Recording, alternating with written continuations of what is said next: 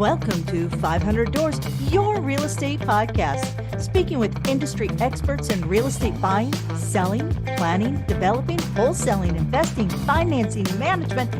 If it's real estate, we're talking about it. I'm your host, Kim Hayden, an award-winning 6- and 7-figure real estate agent with over 2 decades of experience. Understanding real estate is a dream for many that we, real estate professionals, have the ability to bring that dream to reality while building better communities and being the change we want to see.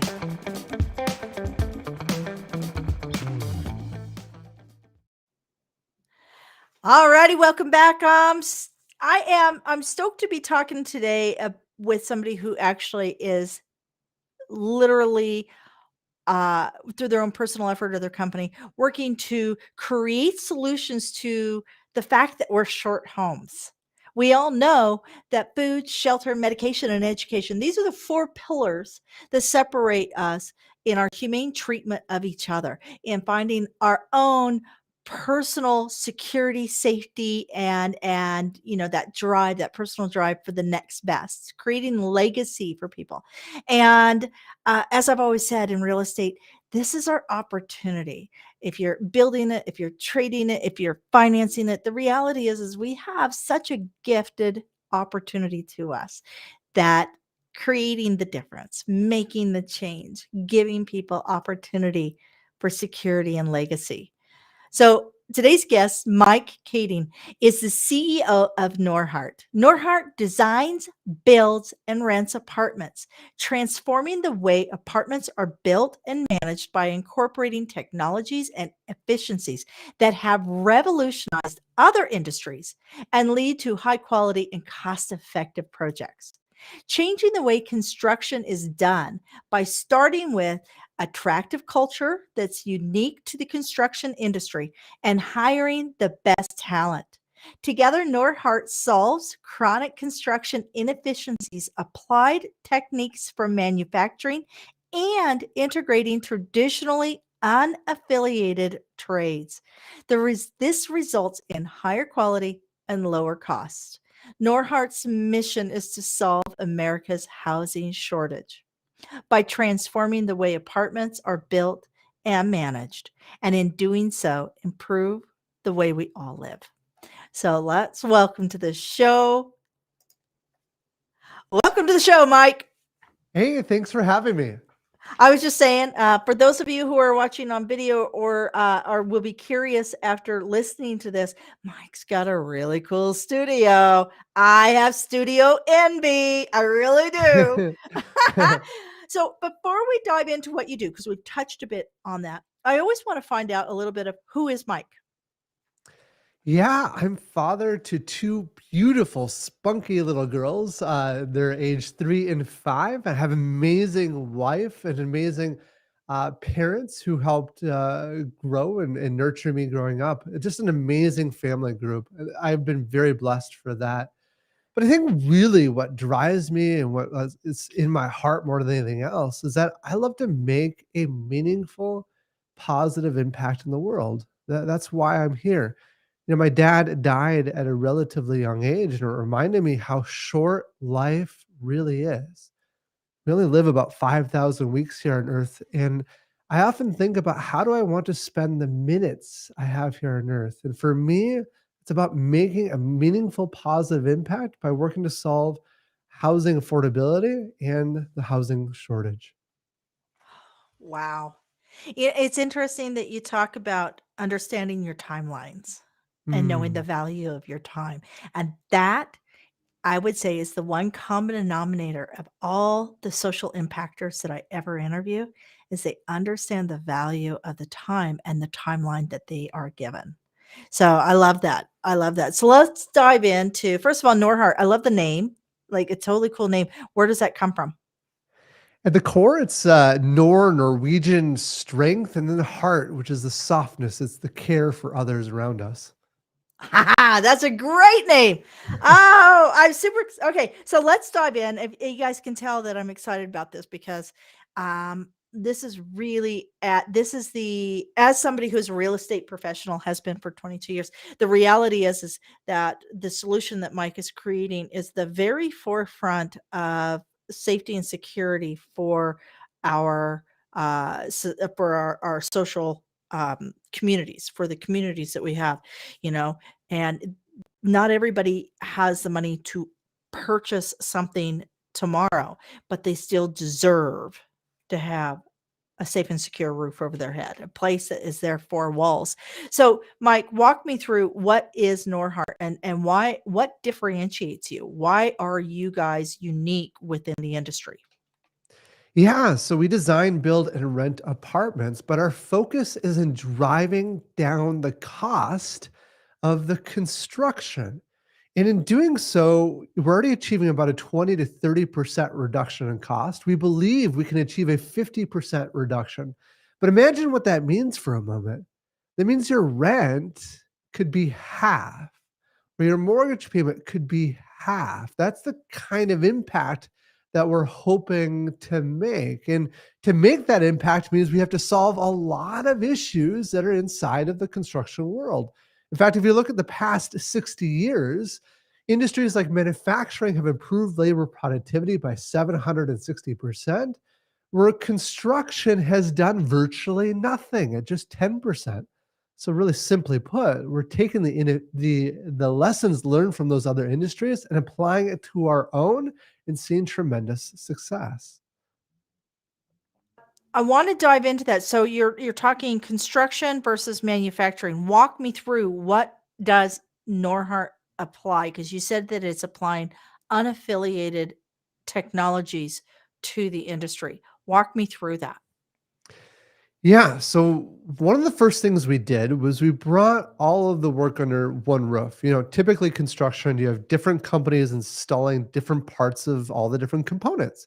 In fact, if a construction company were to produce cars, you'd have a different company installing the windshield, a different company installing the door, and a different company yet again installing the wheels. And then the wheel company would call you up and say, "Hey, I'm so sorry. I got delayed in another project. So now you're shut down for 2 weeks waiting for them to come out there." And when they did come out, they would be irate because they could only work on one car at a time rather than an entire fleet, which they want.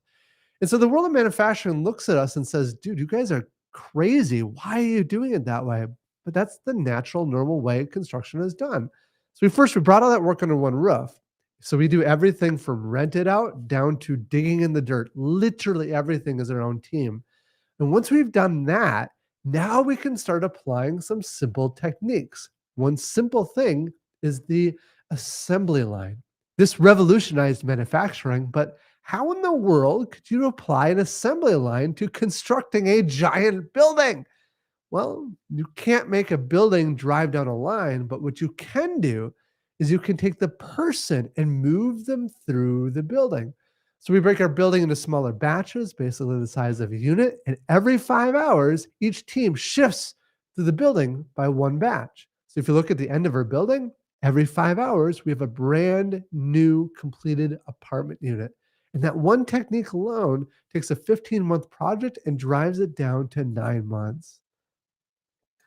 Oh my gosh. I mean, I wish you were running all construction, because I know that in Calgary, to have a house built now is like anywhere between 9 and 18 months, depending on what the fit and finish of the house Wow. is. It's pretty crazy. Um, I mean, we do have very high building codes, right? Very high Sure. standards on our building codes. Does having a process like that, where it's almost like a rinse and repeat, or that assembly line kind of approach, does that contribute to standards or quality control? Exactly. In fact, many people think that quality and efficiency are opposites. The reality is they're not. They're two sides of the one coin. And if you get things right, you actually start improving quality as well as efficiency. For example, when you start standardizing stuff, our engineers start doing really deep dives on like a dissertation on the joists that go in the ceiling, where they can create the most optimal, efficient, high quality joists. And we can start eliminating wastes and issues in the buildings. And so in many cases, we actually exceed building code because we're working to produce really high quality products. We're starting to see more and more prefabricated Mm, products that can go within building sites, right? So, yeah.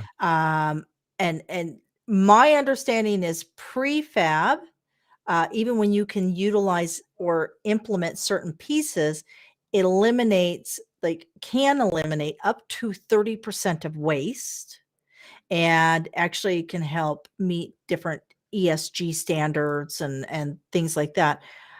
What part of your building, because traditional is everybody is on one job, they stay in one space, they don't, what part, what have you implemented within these products that are starting to adopt, or looking at adopting some of the prefab things? Is it like just the vanities, or are you looking at ceiling tiles, are you looking at wall finishings? What are you adopting from other affiliate spaces? Yeah. So what we're really trying to do is optimize for quality and cost. And so when we think about prefab, there's a whole spectrum of doing it all on site versus doing it all in a factory and just dropping units in place.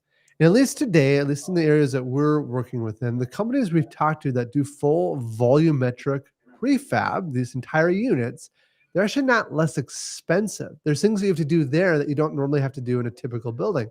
Where they provide a lot of value is they speed up the timeline of construction. And so we're trying to find that right balance. So for us right now, as we're moving toward more prefab, we're doing all of our wall panels in a factory. So think about completed exterior wall panels that then get just dropped there in place. What's nice about that is we're shipping less air, right? Still have all the walls, they're done, but we don't have to ship an entire box. We can collapse that down to smaller Ah, space. brilliant. And is your Yeah. wall behind you an example? Because I am in love, like literally in love with your wall behind you. I love this. Is that an example of like taking a prefab kind of product and applying it to a new space, or is that something that you guys do? That's just so Uh, cool. the walls of this room when we built the building were all prefabbed, but the wall behind me, this was decoration we added after the fact. Oh. Well, you got good eye. So let's walk around and walk down this. So we're addressing a very serious issue Mm, in North America. Over 5 million short, and that's only going to yeah, grow at this point in time. Canada's looking at bringing in over 2 million new Canadians in just the next couple of years. Where are they going to go? Where are they going to go? So, so we're looking at bringing that down to 9 months, leveling the timeline. Walk me through a little bit what that looks like for your team, because a company is only as healthy as its team, and that's something that you talked about, was creating culture. So can you yeah, walk me through that, because it's so critically important? yeah. The number one most important lesson that I've ever learned. I'm sad to say I didn't learn this immediately. It took me some time, but that lesson is to hire the very best people. Many people think that hiring the best is expensive, and it's true. On a cost per person basis, it is expensive. You have to pay top of market. But what most people fail to understand is that the best people outperform the average by 2 to 5 to 10 times as much. So when you look at it on a cost per unit produced, the best people are actually inexpensive. So those people that say that I can't afford to hire the very best, my response is you can't afford not to. And what's incredible is these people change the game. They start unlocking doors that you didn't realize could be unlocked. And for us, before that point, before I made that transition, we were only growing at 5 or 10% per year. But the moment we made that change, we started nearly doubling in size every year. But now think about how much faster and better we can make that impact for the world. So getting the culture and the people right is critical. If you don't do that right, it doesn't matter what else you do, you're not going to do as well. So ground zero, which it should be because, um, those become your biggest advocates also. So Yeah. talk to me about your growth in your company. So you mentioned that you've grown exponentially. What does that look like? Yeah. So right now we're producing at about 500 units per year, and that's the rate that we're looking to double more or less every year. Um, and our total number of units under management right now is a little less than 1,000. So you can see how our growth is constantly like a big chunk of what our size of our company is. Our staff is about 250 employees in total, most which are in the construction division because we have all the departments under one roof. And so Norhart, so you're creating this system where you've been able to literally bring your timeline down to close to half what it traditionally would be, which is solving an immediate issue for Mm. creating housing solutions. Is this a process that you're going to be kind of templating and either helping other companies to adopt where they can actually purchase your proven process? Or is this so that you can go into other states and actually set up Norhart in additional markets that are not your current existing market? Yeah, so I share all the information openly and freely, and anyone who asks, I give all the details. The reason that is I want to see improvement in this market, right? My goal is impact. My goal is not money or size of a company, and so we share that stuff openly. The challenge is the idea is simple. The execution is where everything is at, and the execution is incredibly hard. For us, we are hoping to double in size more or less every year, getting to a point in the next decade of reaching about a 60,000 unit per year construction pace with 192,000 units under management. At that point, we're starting to tip the scales a little bit, providing enough units to the marketplace to actually impact supply and demand and drive prices down. But what's incredible here is it's not just for our own residents. We start making an impact on the market as a whole for everyone. What are some kind of unique new thoughts in multi-unit, rental, buildings? What are some unique things that you're seeing that actually are enhanced communities or walkways or the lives of the people? Like, are you seeing some different trends coming in? Because when I think apartment building, I think of the apartment building that I rented when I was 18, 19, and it's this block with, it's 4 stories tall. I grew up in Wichita, Kansas. We keep everything pretty low because you never know when a tornado's coming. But, it's 4 stories tall. If you have your all units have some sort of external couple windows, no windows down the side, and it was literally just a housing unit. There was nothing else. There may have been a laundry in the basement, but there was like no common space, no nothing. Are there any trends that you're seeing that are translating into happier renters? Well, I think the world, and especially us, we're focused on moving more toward like resorts. Right? In our newest building, there's a restaurant, a coffee shop, co working space, which I think is important now, building relationships between residents. We've got a spa, a sauna, a rooftop pool. We have 7 stories, there's penthouse suites, there's views of the city skyline.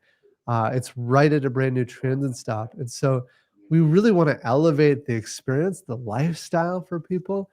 And in all honesty, like more important than all of that flashy stuff, the most fundamental thing goes back to people. But if you have amazing leasing staff, they can create that culture, that environment that residents love to come to. So there's a lot of components, but really we're trying to push the envelope on that living experience as well. I love how you put that living experience, because like I said, I felt the apartment I was in Wichita was more of a housing, like literally just a housing solution. It was basically a chicken coop.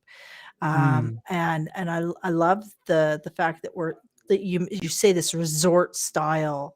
lifestyle, uh, and the shared workspace. So you don't need as much space within the space you're living if you have communal spaces outside of that, right? Um, so walk me through, if just hypothetically, I want you to, if somebody is listening to this in, Wichita, Kansas, and they're listening to what you're saying, what do you think are the kind of the core steps for an existing construction company to change the trajectory or how they address housing solutions? What are some of the core first steps you think that they should actually adopt or think about? So the first thing is get the culture right. If you don't have the right culture, you don't have the right people, it all falls apart. And I've lived it. I know what that's like. But once you have the right people in place, then you really want to think about transforming again the culture even further to have a continuous improvement mindset. So you want everybody working to solve problems because there are 10,000 problems, and as you as a leader or a manager, you can't solve them all. The only way you can do it is if you get the mind power of every person on your team solving those issues. And there's a variety of techniques to move that culture forward. One of my favorite is pretty simple, is that all of our teams put together a video every single week to show off an improvement that they made on their team, and then they compete. They show off the videos every Monday, and they have like this MBA bracket, and they're competing for prizes and stuff. But it spurs them on. It gets them excited to think about what are little changes that I can make in my own space. And sometimes the changes are big, right? We have patented technologies as a result of that event. But we also have small things, and it's incredible. Just cleaning up your space and organizing your workspace saves you just a couple of minutes every day, but that compounds. It has a meaningful impact for everyone in the group. And so I think those are the first places I would start. And you say patent, my ears perked up. You have patented technology. Tell me about that, because that's usually not something you hear somebody who's building, buildings, right? Where they're designing their own technology. Walk me through that. Yes, we have software developers on staff for all that part of it, but the technology, the patents we have are it's more physical. To give you one example, we actually this is what I love about our team. One of our brand new employees came on, got hired on, and was looking at the way that they take these giant coils of steel, and they're really heavy. They're like 5 or 6,000 pounds. And so what they do is they have to tip them on their side. They come flat. They got to tip them on their side, and the way they did it is and this is how most companies do it, they put a strap around it, and then they lift the coil up using like a lifting device, and then they set it up vertically, which is fine. But each time they do that takes maybe 30, 45 seconds. I said, that's stupid. So what they did instead is they invented this little like arm where they take the pallet jack and put the forklift, there we go, and lift the coil on top of this metal pole that then just rotates down. So now it's horizontal, and then they just pick it off with the forklift again. Really simple device, but it takes a 45-second process and drives it down to 5 seconds. But you do that so much throughout the building process, it saves hours and hours and hours of work. Yeah, and we don't stop and think that every minute compounds. That's Yes. brilliant. Every minute compounds. There's Uh, no silver bullet. It's solving the little things is what you got to get everyone doing. yeah, no, you're hitting so many point is, systemizing, automation, creating the culture, being open to, other options. That's a big one, being open. And a lot of people, I think when they work, they go, this is the way it's always been done. Yes. And that's a big problem. I think that's a money consumption phrase, this is the way it's always been done.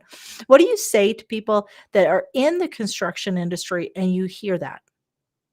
Oh, it drives me nuts. I mean, that's partly why we ended up hiring our own team, right? Because this industry is very much like that. My dad did it this way. My great granddad did it this way. I'm going to do it this way. And by golly, that's how it works, right? But that's not how you change an industry. Part of our value system is that we want to change the status quo.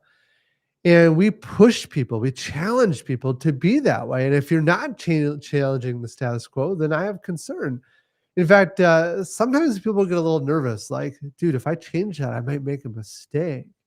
And I say, dude, you don't need to be nervous about that. In fact, we don't let people ever go for making a mistake. It's almost polar opposite. If you're not making mistakes, then I'm concerned because that means you're not trying something new. Right. And one of the first things I do at orientation, because I do all my own orientations every Monday with the new hiring people, but I tell them right then and there, each one of you have power today to make the change you want to see. Many companies are scared that their staff are going to make the wrong decision. I am much more terrified that our staff won't feel empowered to make the right decision. So when someone questions you on a decision that you make as a staff member, just tell them that Mike told you to do it. Hey, Mikey, I like it. Sorry, I had to say it. I had to say it. I had to go there. Does that tell you how old I am? Because that was a commercial on Saturday mornings. I love that commercial. You know, all great thinkers, all leaders are consuming either a book or a podcast, or they're sitting on YouTube and they've got a favorite person they're learning from. What is feeding your soul these days? What are you listening to? What are you filling your cup with? Oh man, this is so true. I try to read a book a week and I'm in a number of master classes and I love YouTube because you can learn so much on YouTube. But probably one of the most powerful books that I've ever read is No Rules Rules by Reed Hastings, the founder of Netflix. It hits on this important point of hiring the best people and empowering, creating a culture that gives them the freedom and flexibility to do what they know is right. And that goes back to investing in the people, and they will in turn create the value within your company. Yes. Yeah, that's and what was the name of that book again? Because I haven't read that one. No rules rules. No rules rule. We'll have that in the show notes because that's I haven't read that one. I know I can tell you what's going to be on my list next week. I listen to books, so I'm going to be very Oh, yeah, honest. me too, me I too. don't sit still long enough to read a book. But I listen to books and listen to podcasts. You know, I always ask people, first of all, let's share all of your socials. I want to share all of your socials. I want to find out how people, if somebody is out there right now and they're, you know, we're also going through this whole shift where we're seeing these smaller unit buildings that have been in families and they're being willed to the next generation. So there's going to be Mm. revamp opportunities. There's opportunities to create a better performing space. Where can people find you, reach out, engage? Like, what are the options and opportunities to actually connect with you? Yeah, kind of the first place to stop is norhart.com, our website. That's NORHART.com. But two kind of interesting things, and you can find both on our website. But the first is we're launching a new podcast called Zero to Unicorn. It's about the journey of small business growing to billion-dollar enterprise and looking at what that really looks like, the good, the bad, and the ugly. And the other kind of fun thing is we have a new investment platform that's launching. Norhart Invest is a way to earn money on what we're doing. Excellent. And we'll be able to get all that information on your site, correct? Yes. Awesome. So you said zero to unicorn. This sounds interesting. What is the timeline that you see takes somebody to go to $1 billion company? Because that's a unicorn, correct? Once they hit a billion? Yes. Okay. uh, Boy, it varies for a lot of different companies. I mean, some can be just a number of years. I would say probably more on average, a decade or 15 years, somewhere in that ballpark. I see a lot of companies, they get a lot of press once they reach that unicorn status, and people are like, dude, you're an overnight success. Great work. It's no, it was an overnight success that was 20 years in the making, right? Uh, So that's what we find. Well, wasn't Nike like literally on the verge of bankruptcy for like its first 20 years of business? Yeah. I I mean, I they read the whole story on Nike, and, like, they were initially, they were gonna call it, like, Swoop or Swift, or they just it was this constant, and it really is an incredible story when you look at it. It's this constant pivot and move, pivot and move. You're not sitting still. You're going, it's kind of like Edison, my favorite quote, one of my absolute favorite quotes. I did not fail 10,000 times. I found 10,000 ways the Mm, light bulb will not work. And that is yes. literally one of my favorite quotes. And I think that um, our mindset or our disapproval around believing people move or shift, they stop and they start and they stop and they start. And I think this is an old mindset. We saw this from our grandparents and maybe, if you're old like me, your parents, that, well, how many jobs are you going to have? Right. So when I teach real estate, the first thing I tell them is get away from the friends and family sphere as fast as possible, because they remember you as little Susie who sold Girl Scout cookies, and they remember you as, the first job of doing hair and this job and doing that. And they don't allow you to evolve because they're painting Mm, you with a pre-frame of where you were. They don't, they're yeah. not, they're not brushing you with the strokes of where you're going.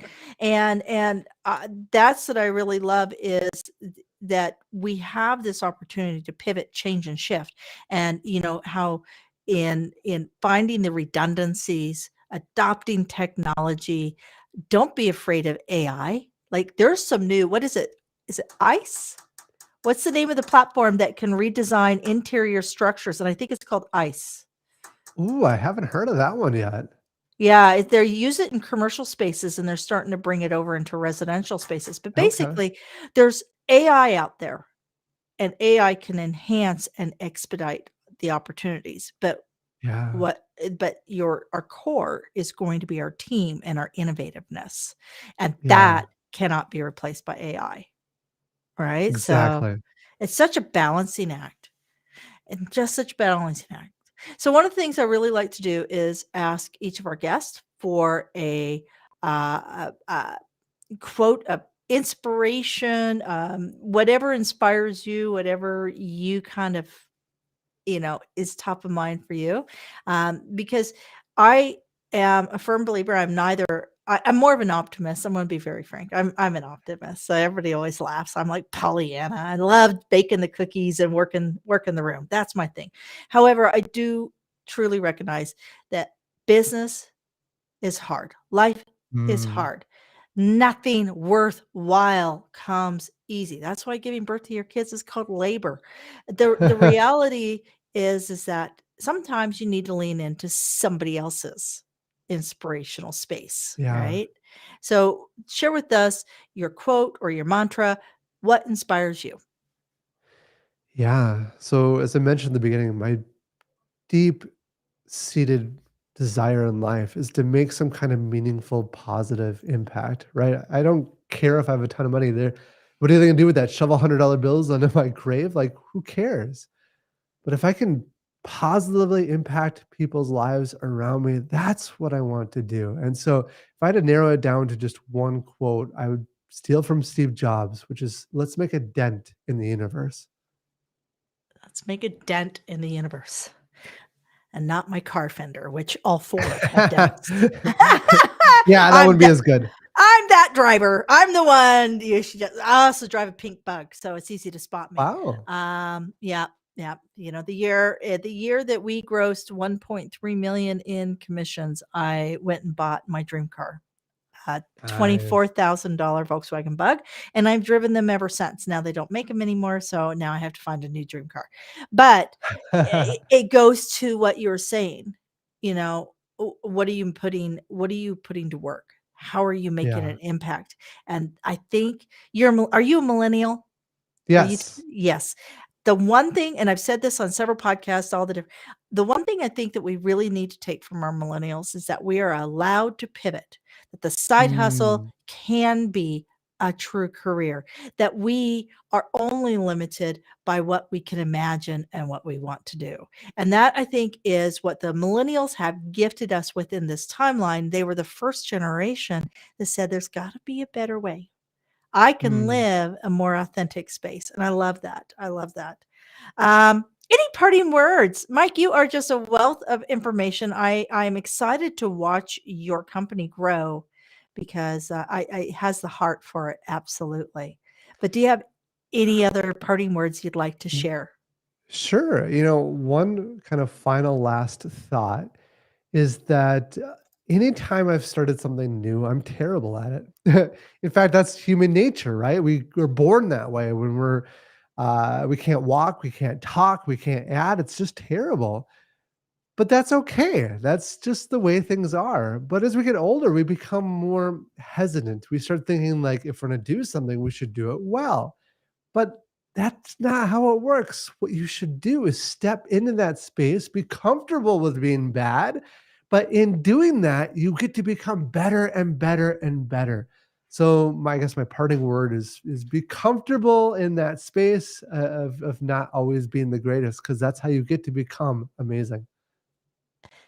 Progress over perfection. Yeah, I love That that. is excellent. Excellent. Here's something that's interesting. Perfection. If you look it up, the definition of perfection is complete, nowhere left to go. And I'm Oh, only going to be perfect the day I hit the grave. Every day is a day of progress. So, love it. you and I speak in the same language, Mike. Yeah. You are a rock star. Thank you so much for all that you do. Thank you for giving the gift of space and safety and security to so many families who truly do deserve it. So many human beings who truly deserve it. Awesome. Yeah. Thanks for having me. Excellent. Okay, folks, until next time, I guess my words today is, how are you making impact? What are you doing for others? It feeds the soul. So give it a thought, give it a shot. I'd love to hear from you. What are you doing? Until next time, everybody stick tight and watch my super duper outtake. Thank you for joining us at the 500 Doors Your Real Estate Podcast. Be sure to join our Facebook group at Real Estate Success with 500 Doors. Keep on watching and don't forget to like, subscribe, comment, and share because we all know